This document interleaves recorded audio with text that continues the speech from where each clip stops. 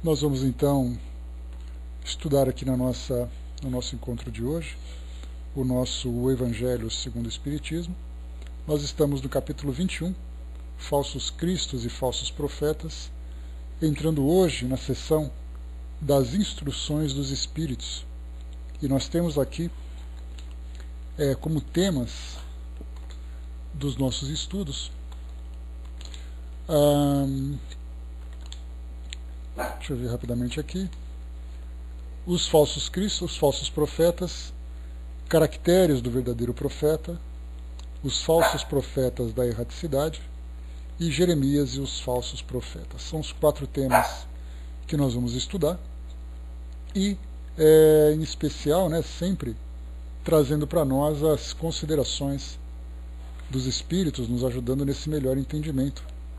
Porque nessa sessão, a gente lembra sempre, Kardec fez aquela coletânea das tantas e tantas mensagens que ele recebia e colocando, contextualizando-as dentro de cada tema, e a partir das colocações dos Espíritos, nós então trazemos aqui, vamos desenvolvendo as nossas reflexões.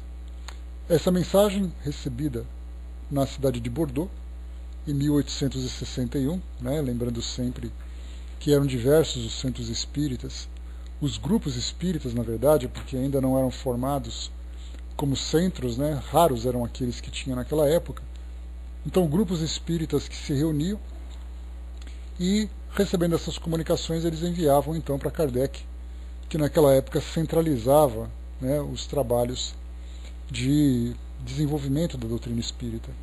E aí então, recebendo essa comunicação, ele colocava ali no seu acervo, catalogava e utilizava oportunamente. E nesse caso ele acabou inserindo essa mensagem. Já tinha, Fred, tudo começou lá. Então, classificou então dentro desse nosso tema. Então aqui Luís, o Espírito, provavelmente São Luís, e ele trouxe para nós a seguinte colocação aqui: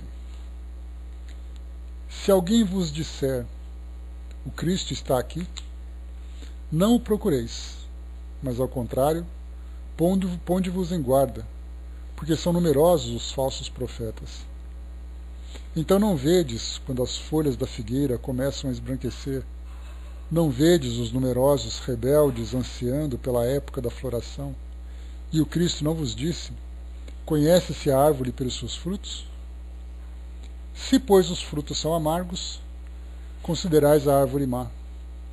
Mas se são doces e saudáveis, dizeis, nada tão puro poderia sair de um tronco mau. É assim, meus irmãos, que deveis julgar. São as obras que devem ser examinadas. Se os que se dizem revestidos do poder divino revelam todos os sinais de semelhante missão, ou seja, se eles possuem no mais alto grau as virtudes cristãs e eternas, a caridade, o amor, a indulgência, a bondade que concilia todos os corações, e se, confirmando as palavras, eles juntam os atos, então podereis dizer, esses são realmente os enviados de Deus. Mas desconfiais das palavras melífluas, desconfiais dos escribas e dos fariseus, que pregam nas praças públicas vestidos de longas vestes. Desconfiai dos que pretendem estar na posse da exclusiva e única verdade. Não, o Cristo não está lá, porque aqueles que ele envia para propagar a sua santa doutrina e regenerar o povo são sempre, a seu próprio exemplo, mansos e humildes de coração, acima de tudo o mais. Os que devem, por seus exemplos e seus conselhos, salvar a humanidade, que corre para a perdição e se desvia por caminhos tortuosos, serão antes de tudo inteiramente modestos e humildes. Todo aquele que revela um átomo de orgulho, fugir dele como de uma lepra contagiosa, porque corrompe tudo o que toca. Lembrai-vos de que cada criatura traz na fronte, mas sobretudo nos atos, a marca de sua grandeza ou de sua decadência. Avançai, pois, meus queridos filhos, marchai sem vacilações, sem segundas intenções, na bendita caminhada que empreendestes. Avançai, avançai sempre sem nenhum temor, e afastai corajosamente tudo que poderia dificultar a vossa marcha para o objetivo eterno. Viajores, não estareis mais do que um breve tempo nas trevas e nas dores da prova. Se vossos corações se deixarem levar por essa suave doutrina, que vem revelar-vos as leis eternas, satisfazendo todas as aspirações da vossa alma diante do infinito. Sim, desde já podereis corporificar esses silfos alígeros que perpassam nos vossos sonhos e que, tão efêmeros, só podiam deleitar o vosso espírito sem nada dizerem ao vosso coração. Agora, meus amigos, a morte desapareceu, cedendo lugar ao anjo radioso que conheceis, o anjo do reencontro e da reunião. Agora vós, que bem cumpristes a tarefa que o Criador vos deu, nada mais tendes a temer da sua justiça, porque Ele é Pai e perdoa sempre os seus filhos desgarrados, que clamam por misericórdia. Continuai, portanto, avançai sem cessar, que a vossa divisa seja do progresso constante em todas as coisas, até chegardes ao termo feliz, em que vos esperem, afinal, todos aqueles que vos precederam. Bom dia, pessoal que chegou. Então, essa nossa mensagem, São Luís comenta conosco sobre o cuidado que nós temos que ter na avaliação de todas as promessas que são feitas em nome de Jesus, ou em nome de qualquer outra entidade que represente essa felicidade do mundo espiritual. Hoje dificilmente nós encontramos aqueles que se colocam na condição de novos cristos, mas são muitos daqueles, principalmente diante da nossa realidade, aqui no nosso país e também em outras regiões do nosso planeta, aqueles que se colocam como representantes dessas grandes entidades. No caso, por exemplo, do cristianismo, que é hoje a maior religião do nosso planeta, ela fica logo à frente da religião islâmica, e quando o cristianismo se divide nos seus diversos ramos, católicos, evangélicos, espírita e dentre outros, aí então ele acaba ficando em segundo lugar. Mas mesmo assim, nós encontramos então aqueles que dizem: eu vim para falar em nome de. E aí começam então a trazer todas as suas instruções para que aquele que deseja realmente se aproximar dessas divindades, né, que nós podemos chamar assim, ou mesmo, né, desses cristos, desses profetas que se apresentam no mundo espiritual, acabam então apresentando, né, essas orientações muitas vezes bastante equivocadas, apresentando modelos de conduta que vão contra exatamente os sábios ensinamentos que são apresentados. Nós vemos então aqueles que fazem suas pregações, aqueles que fundam instituições, e aí então pregam as suas verdades. E claro, né, pelo fato de nós ainda termos tantas dúvidas com relação ao mundo espiritual, é natural que nós nos apeguemos àquelas promessas que nos trazem felicidade, principalmente diante de tantos problemas que nós enfrentamos aqui no nosso mundo material. Problemas de relacionamento, problemas de ordem social, problemas financeiros, problemas de relacionamentos, né? Então problemas diversos. E aí então nós nos apegamos àquelas promessas de felicidade, esperando, obviamente, né, que algo positivo aconteça na nossa vida. Sem ter no que ter fé, sem ter no que acreditar, os problemas continuam vivos e ativos e ficamos principalmente sem esperança. de que alguma coisa se modifique. E aí então surgem essas promessas, dizendo que se nós seguirmos, nós vamos conseguir alcançar uma maior tranquilidade e que os nossos problemas vão se resolvendo. Cada dia que passa, nós temos ali portas que se abrem, apresentando essa promessa. E diante do nosso desespero, nós vamos então nos afiliando, vamos nos envolvendo com essas novas ideias, esperando que respostas positivas cheguem. Mas é claro que essas promessas chegam cobrando um preço de fidelidade, um preço de, muitas vezes um preço material, e aí então nós vamos simplesmente pelo desespero, sem fazer uma avaliação, porque como nós não temos uma referência concreta que vai atender às nossas necessidades do mundo espiritual, nós simplesmente acreditamos naquela que é mais agradável. E nós vemos isso hoje porque quando nós nos afiliamos com uma filosofia, com uma doutrina espírita, e a gente reforça mais uma vez aquela mesma ideia, a doutrina espírita, o seu grande mérito não é o conteúdo que é apresentado sobre o mundo espiritual, porque ele, mais dia ou menos dia, essa verdade vai chegar.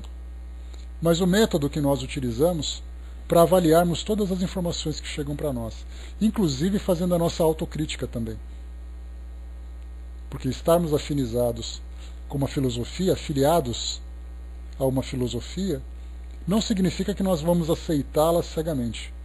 Então esse senso crítico serve para aquilo que nos envolve dentro da filosofia que nós abraçamos e aquilo que existe no mundo à nossa volta. Então nosso grande mérito é exatamente a autocrítica. O detalhe é que nós temos a oportunidade de fazer uma avaliação sobre tudo aquilo que nos é apresentado por todas as demais filosofias que surgem à nossa volta. Mas nós não vemos isso no mundo de modo geral. Exatamente porque esse senso crítico ele acaba sendo podado. As pessoas praticamente perdem o direito de terem essa a oportunidade de fazer essas avaliações. As avaliações através da dúvida, as avaliações através da discordância, simplesmente são obrigados a aceitar. Daí então que nós vemos hoje pregações diversas pelo mundo afora, oferecendo promessas que nem sempre podem ser cumpridas. Na maioria das vezes, são promessas vazias de um futuro fantasioso que ninguém tem certeza se cumpre, exatamente porque se nega a realidade do mundo espiritual. Então o grande cuidado que os espíritos trazem para nós, ou chamam a nossa atenção, vem exatamente para que nós tomemos cuidado com aquilo que nos é prometido. Porque pelas palavras, pela forma como é apresentado, a forma doce, a forma bem elaborada, utilizando frases prontas, frases muito sábias, diga-se de passagem, mas então utilizamos essas frases de acordo com a nossa conveniência. E é então inegável a nossa sensibilização diante de uma frase elaborada, por exemplo, por Jesus. Que alguém diz assim, Jesus disse que você vai conseguir. E aí de imediato, nós acreditamos que essa conquista vai acontecer. Só que muitas vezes nós nos esquecemos de que forma que vem sendo usada essa mensagem. Porque ela, exatamente pela forma, ela acaba caindo no vazio, sendo utilizada de acordo com conveniências. Muitas vezes ela até vem pela boa vontade.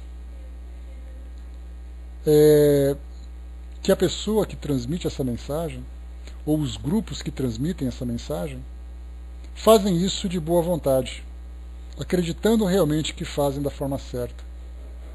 Só que outras vezes utilizam essa mensagem como forma de manipulação. né?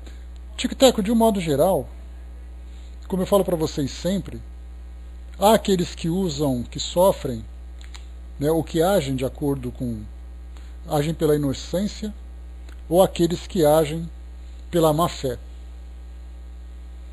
A inocência é quando nós acreditamos em algo, mesmo que seja fantasioso. E a má fé é quando nós utilizamos essa mensagem como instrumento de autopromoção ou instrumento de interesse particular. Mas por que isso é utilizado? Exatamente essa é a grande questão que nós avaliamos hoje. Porque nos falta o conhecimento, nos falta essa referência para sabermos exatamente se a mensagem é verdadeira ou não. Como é que nós podemos acreditar se aquilo que é passado para nós como promessa vai de fato se realizar? É uma questão de fé. Então alguém diz assim, acredite porque isso lá na frente vai acontecer. E aí então não se sabe se acontece ou não. Exato, essa é a parte da má fé. Porque há aqueles que fazem de fato, levam essa mensagem, acreditando nessa verdade, acreditando com sinceridade nessa verdade, e há aqueles que fazem essa política. E aí a gente entra então a maledicência. E nós encontramos isso em todos os lugares. Da mesma forma que nós fazemos promessas para a sociedade dentro desse campo político, se faz promessas também dentro do campo religioso. Mesmo que nós vejamos isso como uma blasfêmia, o poder, nós sabemos sempre, ele é algo que nos corrompe. Corrompe silenciosamente, porque te coloca numa posição de importância, te coloca numa condição de influência, e aí então nós nos deixamos levar e pregamos cada vez mais essa mensagem. Exatamente então, essa mesma política, dessa política religiosa. Essa é a parte da maledicência. Porque exercer o poder para nós é algo, como eu disse para vocês, algo que corrompe. Mexe exatamente, Meire, com a nossa vaidade, com o nosso ego. Por isso nós vemos hoje essa competição. Um fazendo propaganda que é melhor do que o outro, e falamos isso em todos os segmentos filosóficos e religiosos. Aqueles que dizem que são donos da verdade, mas é exatamente aí que entra aquilo que os espíritos estão falando para nós. Muitas vezes nós nos preocupamos com a promessa que é feita e nos esquecemos do exemplo que é apresentado. Então eles dizem para nós assim, se você quer avaliar alguém, não avalie apenas a palavra que ele tem, porque a inteligência que nós temos, ela pode ser utilizada de diversas formas. E aquele que é dotado de uma inteligência, de uma capacidade de argumentação, que tem boa memória, ele convence qualquer um. Mas o grande detalhe para saber se realmente o trabalho que ele faz é um trabalho válido, um trabalho verdadeiro, vem exatamente através do modelo de conduta. Então nós temos ali diversos livros, diversas filosofias que vão se apresentando para nós, com frases, como eu falei para vocês, com textos bem elaborados, textos profundos, são textos seculares. Durante muito tempo nós tivemos ali vários teólogos, vários estudiosos, filósofos, poetas, que vão elaborando essas mensagens para que elas fiquem cada vez mais perfeitas. Cada vez mais perfeitas. Então, na verdade, nós vamos trabalhando a retórica e vamos nos esquecendo da prática. Não existe aquele momento quando você vai elaborar uma carta, você vai redigir uma carta, uma mensagem que para você é de grande relevância, e aí você escreve, e depois que você escreve, você lê, relê, avalia, troca palavras, para que ela fique perfeita. Para que você leia e você imagine que aquele impacto vai ser perfeito também sobre a pessoa que vai ler. Uma carta de emprego, uma carta romântica, um debate que você vai participar, qualquer coisa assim. Nós elaboramos o texto mais perfeito para transmitir a nossa ideia da forma mais pura e da forma mais impactante possível. Esses textos religiosos, eles também foram elaborados assim. Porque para que você possa convencer alguém de que aquela mensagem é verdadeira, vai depender exatamente da forma como ela é elaborada. Um discurso bem elaborado, ele convence qualquer um. Então esses textos que nós temos hoje, eles são envolvidos de romantismo, envolvidos de poesia, envolvidos, sem dúvida nenhuma, de grande sabedoria também. Só que nós nos preocupamos muito mais com esse conteúdo do que a vivência, principalmente daqueles que transmitem essas mensagens. Então é muito fácil você se colocar como santo falando sobre as realizações de outros. Não é assim que nós vemos hoje? Porque ele fez, porque ele faz, porque ele prometeu, porque ele vai te ajudar. E no momento que nós falamos assim, bom, então vamos mostrar o que eu sou capaz de fazer. Para nós, por exemplo, da doutrina espírita, porque isso é interesse para nós, dá a impressão de que nós estamos falando de outras instituições, estamos falando de outras religiões. Não. Quantos livros nós temos elaborados pelos espíritos, com essas mensagens que são lindas, comoventes, sensíveis, e nós utilizamos essas mensagens para mostrar aquilo que nós acreditamos ser, ou aquilo que nós desejaríamos ser, mas que na prática nós estamos muito distantes daquele conteúdo. Então os espíritos dizem para nós que, para vermos quem são realmente os verdadeiros Cristos e os verdadeiros profetas, ou no nosso caso, né, o verdadeiro Cristo, e todos aqueles que falam em nome dessa mensagem que é transmitida para nós, nós temos que ver exatamente de que forma que ele se conduz. Não precisamos falar também de grandes santos, não, porque a doutrina espírita não fala de espíritos perfeitos. Ela fala daquele que se esforça para conter essas más inclinações. Então, mesmo diante dos erros, mesmo diante dos equívocos que nós praticamos no nosso dia a dia, das nossas fraquezas, das nossas tendências, das dificuldades que nós encontramos nos nossos relacionamentos, no nosso cotidiano, aquele esforço também deve ser apresentado como tentativa de reparação, e não simplesmente mostrar para nós essa força, mostrar para nós, né, aquela resistência que nós temos ainda diante do nosso egoísmo, diante da nossa vaidade, do nosso orgulho. Então diz São Luís para nós aqui, vamos avaliar agora os detalhes dessa mensagem que chega para nós. Então, se alguém vos disser o Cristo está aqui, não o procureis, mas ao contrário, ponde-vos em guarda, porque são numerosos os falsos profetas.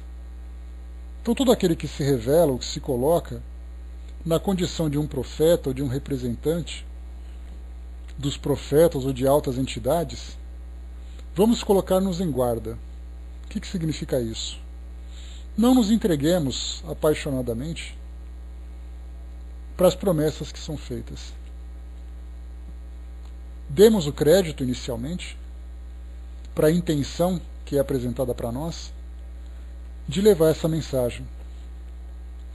Mas a partir do momento em que esse representante começa a ser observado nas suas ações, aí nós vamos compreender se aquela mensagem é verdadeira ou não. Não pelo seu conteúdo, porque o conteúdo, sendo filosófico, sendo bem elaborado, ele traz ali verdades. Mas o que nós vamos avaliar nesse caso é exatamente a intenção daquele que leva a mensagem. Quais são as suas promessas? Quais são as exigências? Quais são as trocas que nos são também propostas? Diz aqui São Luís: vedes quando as folhas da figueira começam a embranquecer. Não vedes os numerosos rebeldes ansiando pela época da floração? E o Cristo não vos disse: conhece-se a árvore pelos seus frutos? Se, pois, os frutos são amargos, considerais a árvore má. Mas se são doces e saudáveis, dizer nada tão puro poderia sair de um tronco mau. Então, durante a convivência com esses representantes, nós vamos então começando a perceber a influência que nós sofremos. Começa a trazer para nós sugestões de conduta. Aceite esse, não aceite aquele, porque esse é verdadeiro, esse é falso. E os princípios que nós temos, fundamentais, trazidos por Jesus, diante dessas promessas e dessas mensagens que são passadas para nós, vem exatamente amar a Deus sobre todas as coisas e ao próximo como a ti mesmo. Esse amar ao próximo para nós, todas as vezes que nós fomos colocados diante de uma pessoa e essa pessoa nos é apresentada como sendo um oponente, um concorrente, uma pessoa diferente, a mensagem se torna falsa.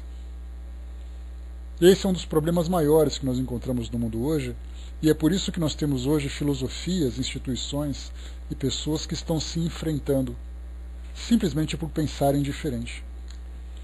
Vocês se recordam que uma vez, fazendo o nosso estudo, nós falamos que atualmente as instituições se preocupam muito mais com suas diferenças, disputando suas verdades, do que com as suas semelhanças, que são exatamente aquilo que vem de mais importante, mais essencial nas filosofias que abraçam.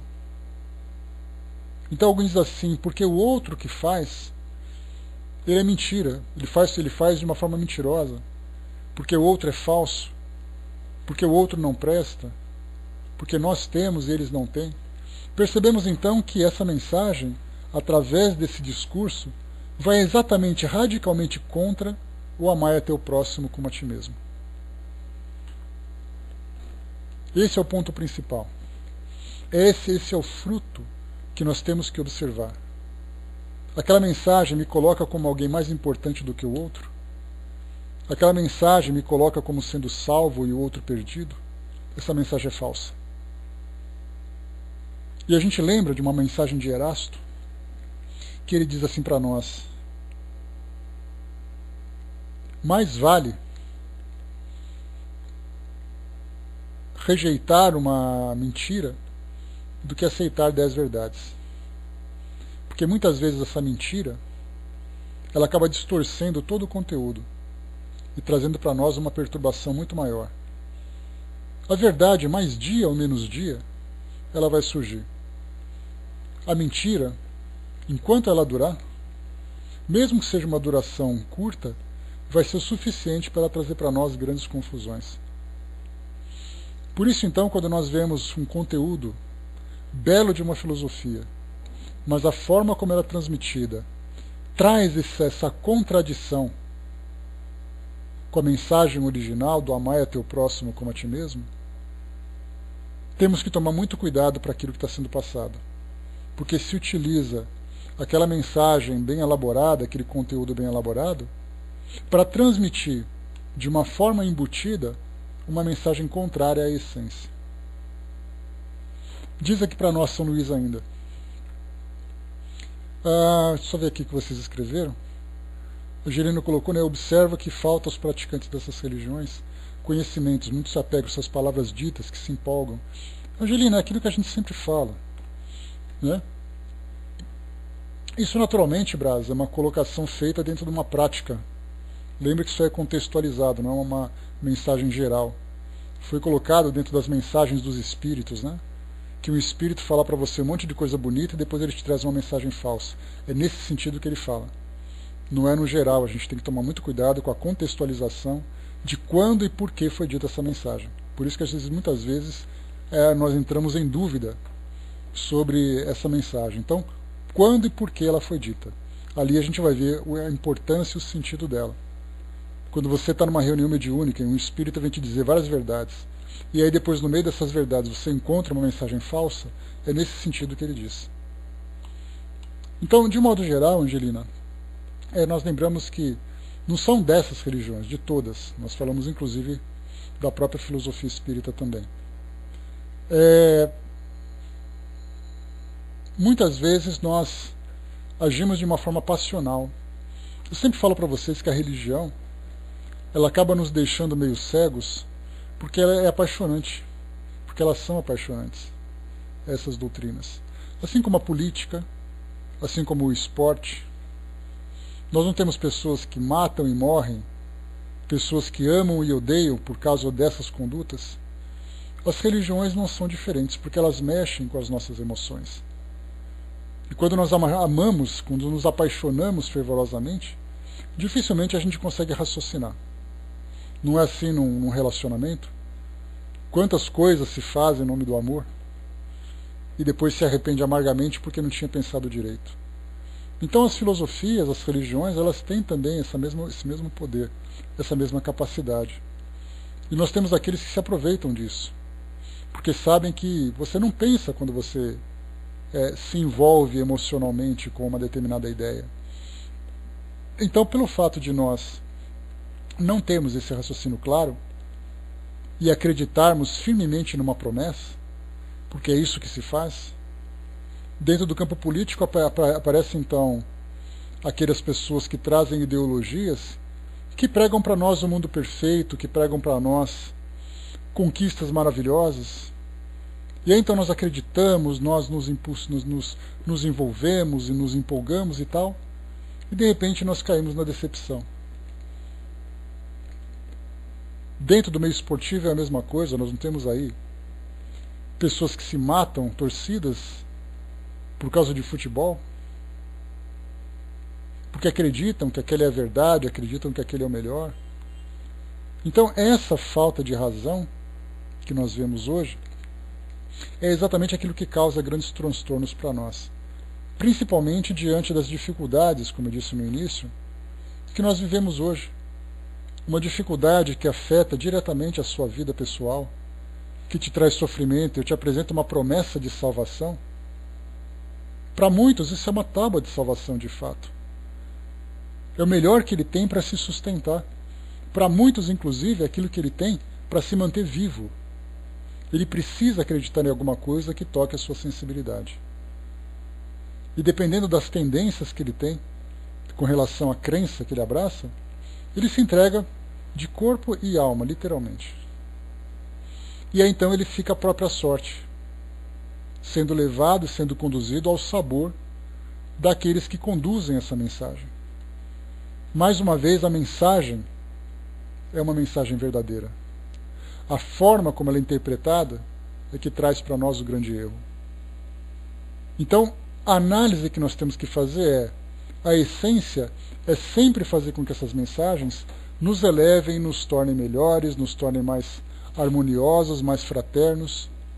Se por acaso, no meio da mensagem que é transmitida, que não são palavras daquela pessoa que diz, ele simplesmente repete aquilo que ele ouviu, mas aí então ele traz o toque pessoal, que é a forma, a cor que ele dá para aquele desenho. O desenho está feito. A forma como ele pinta esse desenho depende do seu toque pessoal. É como se nós pegássemos a imagem de Jesus, feita apenas a lápis, nos seus contornos, e oferecêssemos para as várias filosofias cristãs para que cada um pintasse do seu próprio jeito. Eu vou estabelecer uma pintura, eu vou criar uma pintura com texturas diferentes, ou com uma textura específica, particular, com cores, com combinações, com traços, cada um pinta do seu próprio jeito. Então o que nós vemos hoje é muito mais a preocupação com esse fator externo, com essa decoração daquele desenho, do que o desenho propriamente dito. E nós somos assim também. Muitas vezes nós espíritas estabelecemos aqueles que são os nossos opositores. E fugimos exatamente daquela mensagem, que nós temos que nos aproximar cada vez mais, e não nos afastarmos. Nós temos que nos fortalecer unidos naquele mesmo propósito, e não nos fortalecermos por setores para enfrentar aqueles que nós consideramos opositores. Se não houvesse religiões no mundo, provavelmente nós teríamos muitas dificuldades, porque a falta de esperança, a falta de entendimento sobre um futuro melhor, certamente provocaria em nós um grande desespero. Mas nós teríamos também, por incrível que pareça, nós conseguiríamos evitar também muitos e muitos problemas em virtude desse relacionamento. Por exemplo, o Fletcher, nós temos ali vários daqueles que se utilizam de um poder, de uma faculdade, de uma mensagem, de uma palavra, para sua promoção pessoal. E certamente ele cria ali uma legião de seguidores. Mas seguidores para onde? para onde essas pessoas estão sendo conduzidas, para onde elas estão se deixando levar. A mensagem é essa mesma. Então, como eu falei para vocês, e nós temos falado sobre isso bastante vezes, né? O fato de nós perdermos muitas vezes a credibilidade nas instituições terrenas que se colocam como representantes desse poder superior, desse poder sobrenatural, faz com que nós simplesmente deixemos de acreditar nessa nossa realidade, que é essa realidade de sermos espíritos imortais. Nós acreditamos que ser espírito ou não ser espírito é um objeto de fé e não uma realidade. Então, como eu não acredito nas instituições, qualquer tema que se apresente de uma forma sugestiva como sendo parte de uma religião, eu deixo de acreditar. Então a palavra, por exemplo, espírito, a palavra Deus, a palavra fé, estão diretamente relacionadas com religiões. O que é para nós um equívoco muito grande. Porque nós falamos de elementos que fazem parte de uma realidade da nossa própria existência. Então eu não dependo da religião para aceitar a existência de uma inteligência superior. Eu não dependo de uma religião para me acreditar como um espírito imortal. Mas pelo fato de nós termos um conhecimento bastante limitado, são essas escolas que transmitem para nós essa mensagem. Só que é uma mensagem equivocada, porque prega muito mais a desunião do que a própria união. Por exemplo, né, Tic-Tac, essa mensagem, maldito homem que crê no homem, ela é muito abrangente e é muito verdadeira também. Porque nos preocupamos muito mais com a simpatia ou antipatia que nós criamos uns pelos outros do que a essência da mensagem propriamente dita. Fletcher lembrou aqui, né, o americano típico acredita em tudo, desde que eu ganhe dólares com isso. Uma mensagem, né, uma ideia materialista, capitalista, que lamentavelmente faz com que as pessoas não se vejam dentro da sua realidade como espíritos. A Angelina colocou, será que seria, por exemplo, um palestrante que vai falar sobre o amor, no lugar de basear-se nas mensagens de Jesus, fala sobre o amor no seu achômetro? Mas nós todos só somos assim também, Angelina. Até mesmo aqui no nosso estudo, muitas coisas que eu falo para vocês hoje se baseiam exatamente na crença que eu tenho naquela interpretação. Daqui a algum tempo essa minha opinião pode se modificar. Então esse senso crítico que nós temos aqui, essa liberdade crítica que nós temos aqui no nosso grupo, faz exatamente com que vocês também ponderem aquilo que eu passo para vocês. Porque, como eu falo sempre, uma mensagem que nós estudamos aqui na nossa sala, se você passar para 10 grupos espíritas diferentes, muitas vezes a mensagem é a mesma, mas a abordagem vai depender da perspectiva, da visão de cada um, do conhecimento que uma pessoa tem, da sua experiência pessoal, da sua vivência. Então isso vai depender muito do ponto de vista de cada um. Pois é, mas a base de Jesus é uma filosofia tão profunda, é uma filosofia tão complexa que a nossa inteligência muitas vezes não alcança. Então nós apresentamos o nosso ponto de vista baseado no nosso entendimento. Mas esse entendimento ele vai mudando conforme a gente vai se aprimorando, a gente vai se aprofundando. Então, quando eu falo sobre o amor, a mensagem é única. Qualquer mensagem, qualquer palavra que foi dita para trazer uma desunião, para trazer uma desarmonia, ela é uma mensagem equivocada. Eu não vou dizer falsa, porque falsa traz para nós a intenção da falsidade. Eu vou dizer equivocada, porque eu não quero criticar aqueles que... Eu não quero apontar, nesse nosso momento agora, daqueles que usam a má fé. A gente fala daqueles que tentam acertar, mas se equivocam. Exatamente porque foi o que você colocou, do achômetro, né? Então, se eu acho que é isso, eu estou fazendo isso com a intenção de acertar, por mais equivocado que eu possa parecer.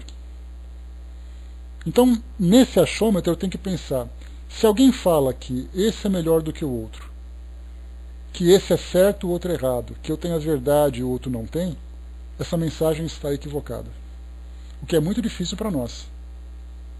Porque muitas vezes nós temos a intenção de apresentar uma virtude e o outro, nós vamos apresentar ali uma deficiência que ele tem, traz para nós essa conotação de superioridade.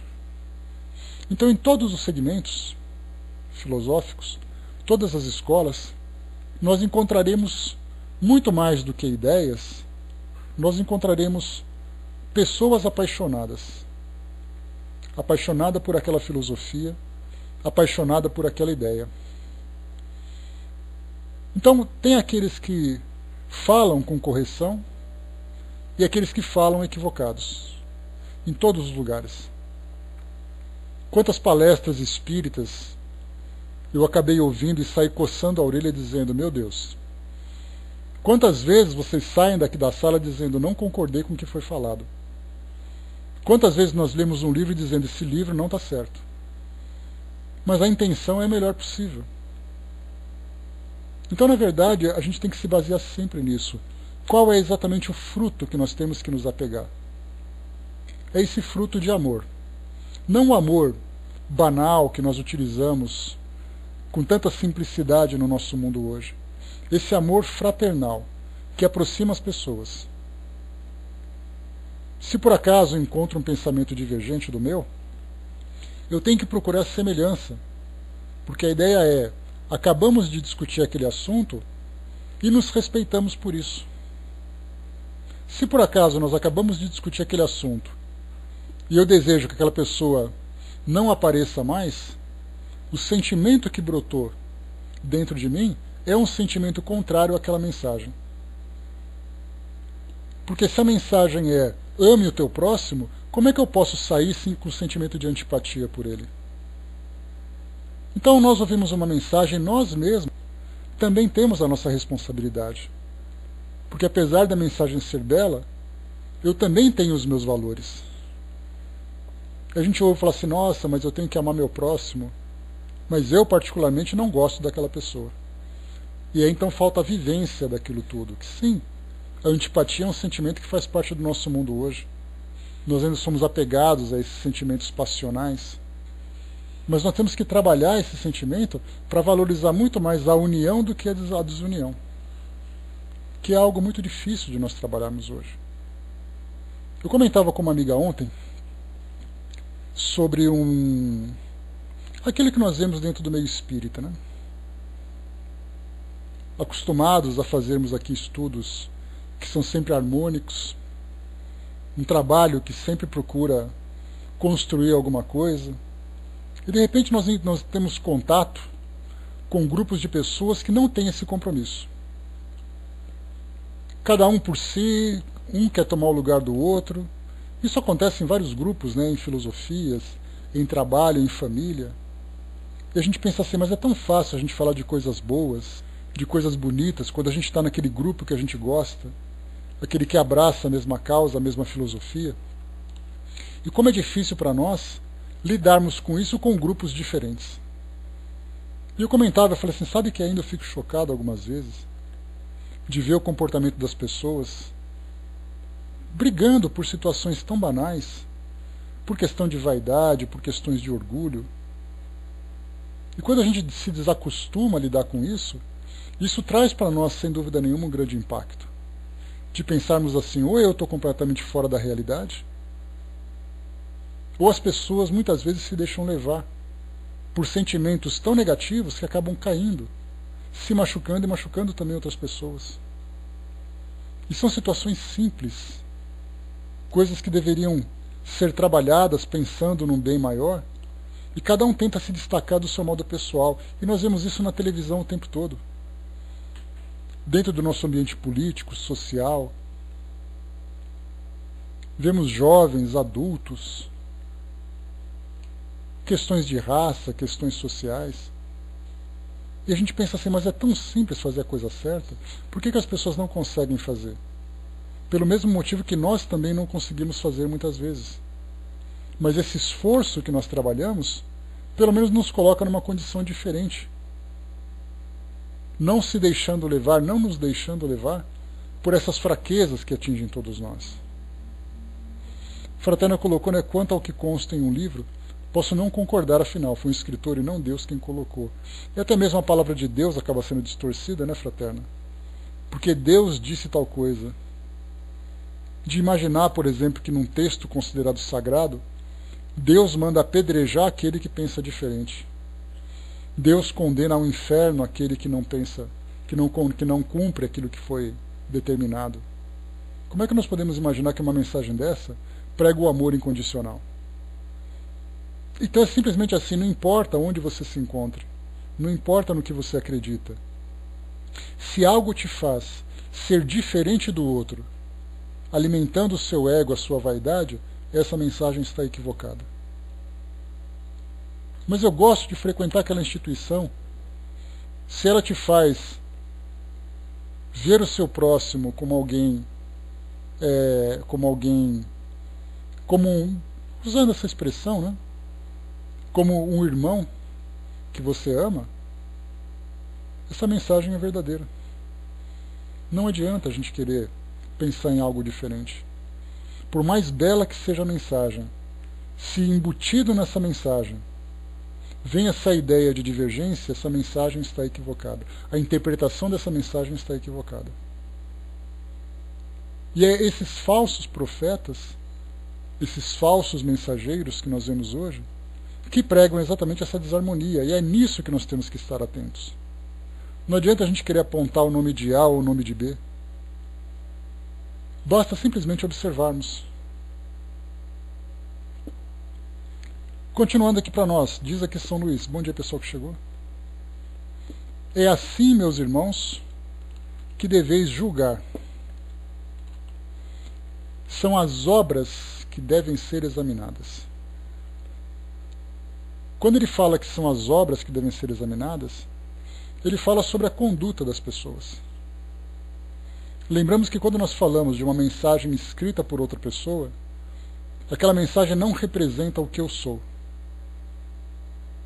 Pegar um texto evangélico, pegar um texto trazido pelos Espíritos, que falam, como eu disse para vocês no início, de uma forma poética, de uma forma romântica, muitas vezes de uma forma impecável na sua colocação, aquilo não representa o que eu sou.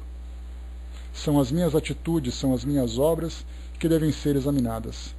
É aí que nós entramos, então, nas interpretações que são feitas daquela mensagem, naquilo que me aponta uma direção, na forma como eu devo me conduzir. Diz aqui São Luís: se os que se dizem revestidos do poder divino revelam todos os sinais de semelhante missão, ou seja, se eles possuem no mais alto grau as virtudes cristãs e eternas, a caridade, o amor, a indulgência, a bondade que concilia todos os corações, que foi aquilo que nós comentamos há pouco. Se a mensagem não concilia os corações, mas afasta os corações, ela é equivocada. E ele diz: e se confirmando as palavras, eles juntam os atos, então podereis dizer: esses são realmente os enviados de Deus. Mas desconfiais das palavras melífluas, desconfiais dos escribas e dos fariseus, que pregam nas praças públicas vestidos de longas vestes. Desconfiais dos que pretendem estar na posse da exclusiva e única verdade. Quando se fala sobre escribas e fariseus, é sempre uma referência negativa daquela época, na época de Jesus, porque eram aqueles homens que fiscalizavam a conduta das pessoas. Eram aqueles juízes morais que utilizavam um texto considerado sagrado para julgar as atitudes das pessoas. Mas pelo fato de se colocarem acima da sociedade, não faziam o seu auto-julgamento. Então era exatamente aquela hipocrisia que Jesus falava naquela época. Só que eu sempre acho, como eu disse para vocês, como eu sempre confio muito, pois é, Well, como eu confio muito no coração das pessoas, Então eu sempre penso assim, todo mundo é bom até que prove o contrário. Todo mundo tem boas intenções até que prove o contrário. Fazer um julgamento contrário, de dizer assim, não, ninguém presta. Eu espero que as pessoas me surpreendam. A gente se coloca de tal forma na defensiva que a gente nunca vai ter uma opinião construtiva. A gente nunca vai imaginar que as pessoas têm condições de grandes realizações. Esse é um pensamento muito negativo, um pensamento muito destrutivo. Então, mesmo que eu goste ou não goste, espere sempre o melhor das pessoas. Se ela se equivocar, é porque isso faz parte da natureza dela, tanto quanto faz da minha também. Então, quando nós falamos de escribas e fariseus, que são sempre vistos de uma forma negativa, se alguém diz para você assim, você parece um fariseu, vamos buscar os melhores fariseus, aqueles que trabalhavam realmente para construir a sociedade, para levar uma mensagem verdadeira. Muitos se equivocavam, porque nós poderíamos dizer muitos escribas e fariseus, poderíamos dizer pastores, sacerdotes, palestrantes espíritas. Temos aqueles que fazem a coisa certa, temos aqueles que fazem as coisas erradas. Muitos tentam acertar e acabam se equivocando. Muitos utilizam de má fé, se alimentando do ego e da vaidade. Mas, de um modo geral, no que quis realmente dizer para nós aqui São Luís, é exatamente aqueles que trazem uma pregação exterior, sem trazer nenhuma demonstração. Como nós dizemos, ou dissemos, há um tempo atrás nos nossos estudos, sempre os grandes representantes da doutrina espírita foram cobrados pelos espíritos para não apenas fazerem discursos, mas para trabalharem em grandes obras, porque serão observados muito mais pelas obras do que pelo discurso. Porque falar é uma questão de habilidade, trabalhar é uma questão de princípios. Então o discurso é sempre muito bem elaborado. O discurso, para aquele que tem essa sensibilidade, essa faculdade, sempre convence, sempre impressiona, mas impressiona aqueles que têm corações fracos e mentes fracas. Para aqueles que se fortalecem nos seus princípios, buscam exatamente esses mesmos princípios nos outros. Então não importa no que eu acredito. E isso para nós, inclusive, derruba muitas barreiras do preconceito. Por que aquela pessoa acredita em tal coisa? Porque ela faz parte da sua cultura. Mas se nós não analisarmos de que forma que ela vivencia isso, nós faremos um julgamento precipitado. Porque aí eu vou julgá-la pela minha antipatia ou pela minha simpatia. Alguém chega e diz assim, eu sou de tal religião. A gente já começa, já perdeu pontos comigo. Mas por que perdeu pontos se você nem a conhece? É aí que vem então a ideia do pré-conceito. Esse pré-conceito significa nós conceituarmos o caráter de alguém sem sequer conhecê-la. E o preconceito ele se dá em várias áreas. É o preconceito com relação ao gênero sexual, é o preconceito com relação à cor da pele, é o preconceito com relação à condição social, é o preconceito com relação à ideologia política. De imediato alguém fala, eu sou de tal partido político. Uns já tampam o nariz, outros já entortam, outros já criticam e nem conhecem aquela pessoa. Então nós temos que partir sempre do princípio de que essa fraternidade e essa irmandade que existe entre nós deve ser o ponto fundamental. Se aquela pessoa não consegue cumprir aquilo que eu espero dela, eu simplesmente me distancio pelo fato dela estar numa condição diferente da minha. Não que seja melhor do que eu ou que seja pior do que eu. Porque assim como também eu me distancio de muitas pessoas se distanciam de mim. E eu fico me perguntando, mas por que eu sou uma pessoa tão boa? Se fosse, não causaria essa impressão negativa. E se fosse tão boa, não estaria no mundo de provas e expiações. Esse é um grande problema. Não, nesse caso, Fletcher, é um discurso claro, né? De colocar, por exemplo, um grupo de indivíduos que já apresentam seu cartão de visita do preconceito, não tem nem muita coisa que se discutir. A mesma coisa acontece quando você começa a conversar com alguém E através dos discursos dele você já percebe o que ele pensa, o que ele sente. Mas algumas vezes nem se conhece.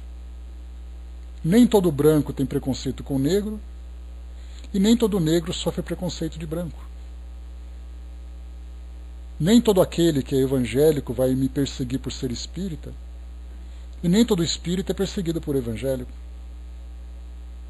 E aí a gente vai colocando então essas várias e várias situações para perceber que o fato do mundo nos colocar nessa condição de defensiva, porque eu tenho que me proteger dos meus inimigos. Quem são os meus inimigos? Não sei, mas eu sei que eles estão aí. Essa é uma condição bastante problemática, porque a gente simplesmente deixa de acreditar nessa fraternidade. Então vale muito mais nós errarmos pelo excesso de confiança do que ficarmos acertando nessa defensiva, nesse isolamento, nesse sentimento de egoísmo. Porque o egoísmo não protege ninguém. Apesar de nós acreditarmos assim, não, eu prefiro viver sozinho do que viver rodeado por pessoas que não prestam. Só que nesse rodeado de pessoas que não prestam, muitas daquelas que prestam, na sua opinião, acabam sendo pré-julgadas. Então essa desconfiança não significa necessariamente determinarmos quem é certo e quem é errado. É uma questão de cautela. Jesus falava sobre isso, né? Para que nós fôssemos mansos como as pombas, mas astutos como as serpentes. Essa astúcia é exatamente deixarmos de viver essa ingenuidade. Então, resumindo tudo aquilo que nós colocamos, sempre colocarmos esse sentimento de fraternidade em todas as nossas opiniões e nossos julgamentos. Em todas as situações. Temos essa indulgência, que é esse sentimento que nós temos de reconhecer antecipadamente a imperfeição do outro, sabendo que ele vai errar. Porque quando eu perceber que ele se equivocou, eu já reconheci a sua imperfeição. E aí então eu posso perdoá-lo por aquilo que ele fez. Sem esse sentimento de indulgência, eu sempre vou fazer pré-julgamentos. A Meire colocou, né, imperfeitos caminhando para a evolução, ainda somos impregnados pelo orgulho, vaidade e ambição. São ainda tantos sentimentos, né, que permeiam ainda a nossa mente, o nosso coração. Tico Teco colocou espíritas perseguindo espíritos como o Dr. Fritz.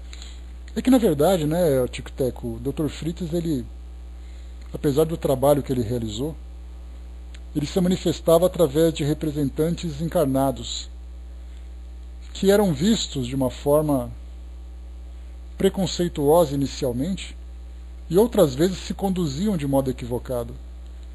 Então o espírito sofria a conduta do encarnado, porque o espírito por si só simplesmente fazia o trabalho que tinha se proposto a fazer. E os encarnados, tomados por esse orgulho, acabaram desviando dessa mensagem. A mesma coisa aconteceu com o próprio Jesus. Ele fez o trabalho que ele se propôs a fazer.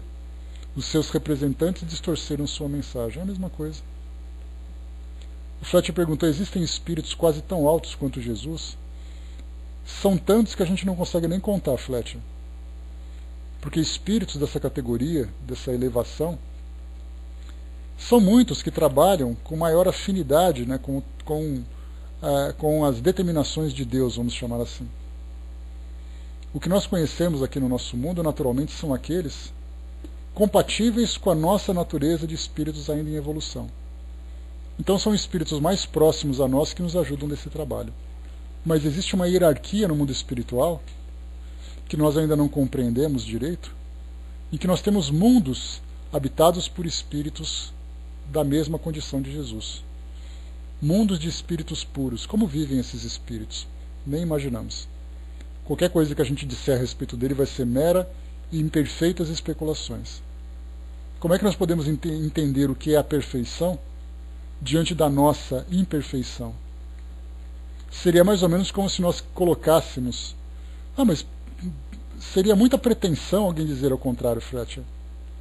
Porque a própria doutrina espírita traz para nós os mundos dos espíritos puros.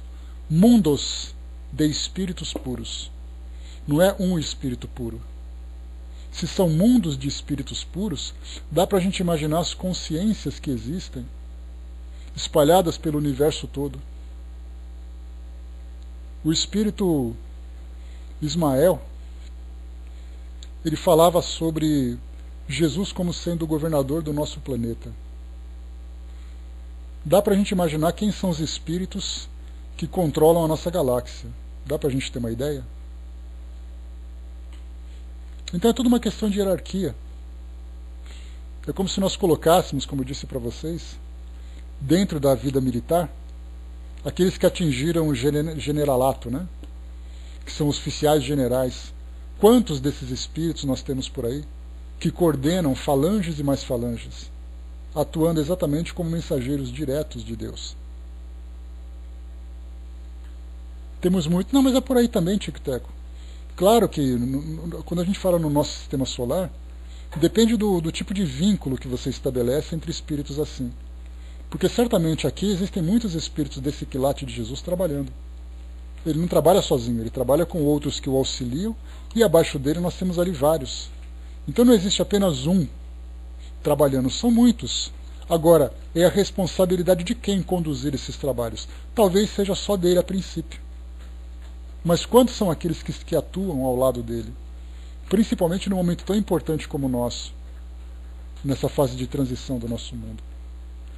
Então espíritos assim estão em todos os lugares. Eles só não têm contato com a gente, né, porque não tem a necessidade desse contato, já que existe essa hierarquia.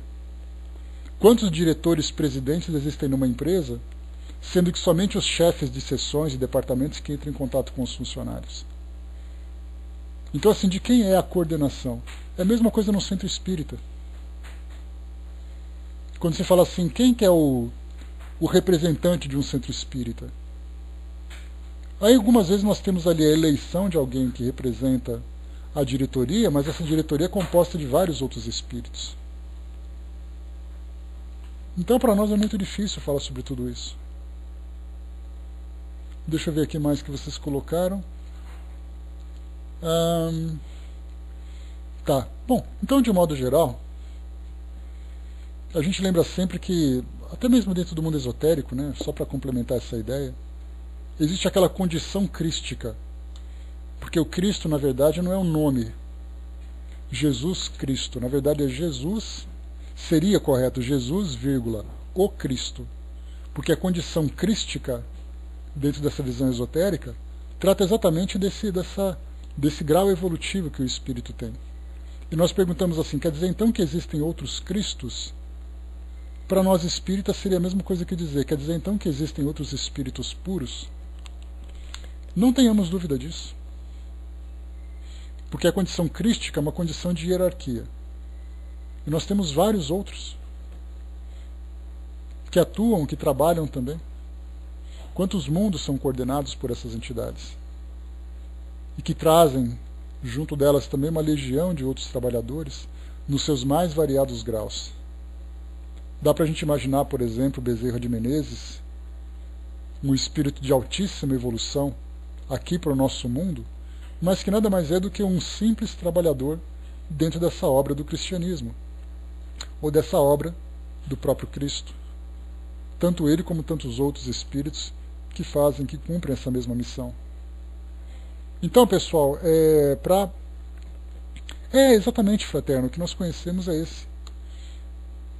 Para nós é esse nome que veio, esse nome que foi utilizado, mas nós falamos de uma entidade que já teve vários nomes, que já teve vários trabalhos, várias atividades, que vive num tempo que nós sequer imaginamos. Dentro dos textos bíblicos dizia que ele era o verbo divino que quando ajudou a formar o nosso mundo. Se isso for representar realmente essa realidade, o nosso mundo que foi formado há 4 bilhões de anos já estava sendo coordenado por esse espírito e por uma legião que estava junto dele. Dá para a gente processar uma informação como essa? É impossível para nós, é muita coisa para a nossa cabecinha. Seria entender a natureza de Jesus, seria você pedir para uma formiga julgar a natureza humana. uma formiga tentando entender o que é ser humano. Nós estamos na mesma condição. Espíritos em condição de provas e expiações, tentando entender a natureza de Jesus. Tentando entender um espírito de natureza crística. Está muito acima da nossa capacidade, mas a gente vai processando essas informações gradualmente. Mesmo que nós não consigamos entender, a gente organiza essas informações que para nós ainda são desconhecidas, para que nós não nos deixemos levar impulsivamente por julgamentos precipitados. O fato da gente dizer assim, olha, essa aqui é a pastinha das informações que eu não sei, já é alguma coisa. Nós estamos nos organizando. Estamos ali nos ajeitando para tentar gradualmente aprender, conforme nós formos evoluindo, cada um desses elementos. Cada coisa no seu tempo, cada coisa na condição certa. Então reconhecer também aquilo que a gente sabe e aquilo que a gente não sabe também é um método de aprendizado. Agora o grande problema é quando a gente diz assim, eu tenho a verdade. Eu conheço toda a verdade. Aí então, com toda certeza, a gente já começou equivocado. Então, para fechar o nosso estudo de hoje, pessoal, julgarmos exatamente os falsos cristos e os falsos profetas, julgarmos as suas mensagens, julgarmos as suas interpretações de acordo com os frutos que produzem. Se esses frutos não forem condizentes com o fruto principal, com a árvore principal, que é a mensagem de harmonia, de amor incondicional, de amor universal, significa que essa mensagem está equivocada. Se cada vez... Não, o julgamento fraterno não é algo negativo. É porque a gente tem uma conotação muito negativa com relação à palavra julgar.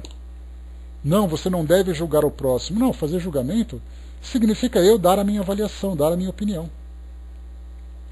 O julgamento moral ele é perigoso, né? Porque eu faço a condenação do outro sem me analisar. Mas eu posso pegar um livro, olhei o livro, julguei o livro, não gostei do livro. Eu fiz um julgamento. Vocês entram aqui na sala, vocês fizeram um julgamento para continuar aqui na sala, ou vocês irem embora daqui na sala. Sim, dentro do nosso conceito. E claro, um julgamento baseado na construção. Não um julgamento condenatório. Porque julgar não significa condenar. Julgar também significa absolver. Julgar nada mais é do que você analisar. Aquele que julga, que é o juiz, ele não é o carrasco. Ele é aquele que vai avaliar exatamente se aquilo que foi apresentado está correto ou não está correto. E nós temos o direito do julgamento. Eu não posso me eximir desse direito.